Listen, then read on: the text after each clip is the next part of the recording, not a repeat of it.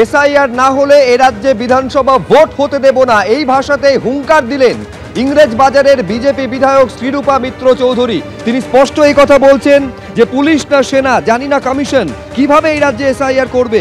SIR যদি না হয় এ রাজ্যে বিধানসভা ভোট হতে দেব না, দিল্লিতে আগুন জ্বলবে, কমিশনের দপ্তরে ধর্নায় বসবে বলে হুঁশিয়ারি দিচ্ছেন তিনি।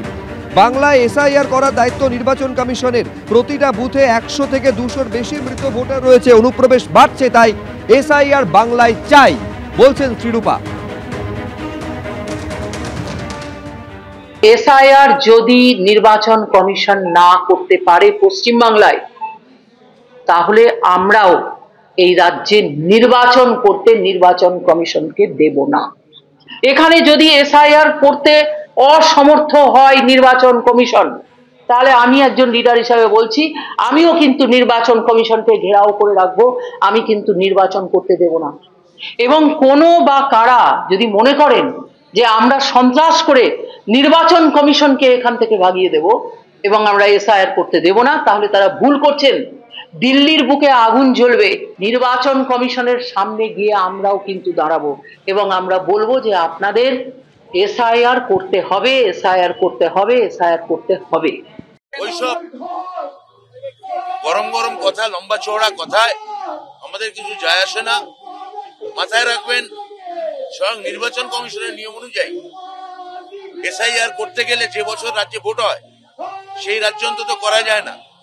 কিন্তু বিহারে ওরা নিয়ম লঙ্ঘন করেছেন।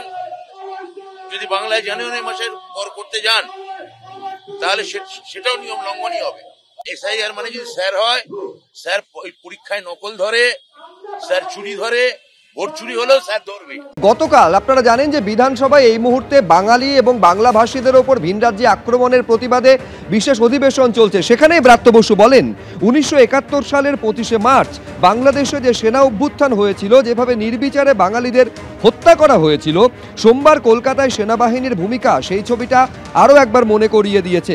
আর ব্রাত্য বসু এই মন্তব্য করা মাত্রই প্রতিবাদে সরব হন বিরোধী দলনেতা শুভেন্দু অধিকারী।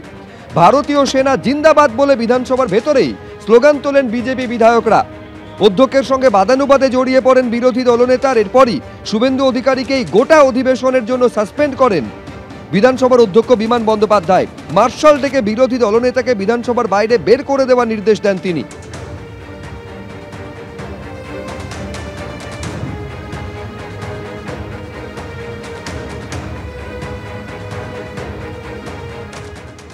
পাকিস্তানের দালাল ছাড়া কেউ নয়। গত বছর বক্তৃতা শুনুন, আপনি বলছে সামরিক বাহিনী রাজনৈতিক কারণে কাল তৃণমূলের অবৈধ স্ট্রাকচার ভেঙেছে। বলছে বাংলাদেশে যে সামরিক কু হয়েছিল কালকে সেই রকম সামরিক বাহিনীকে লাগিয়ে দেওয়া হয়েছে।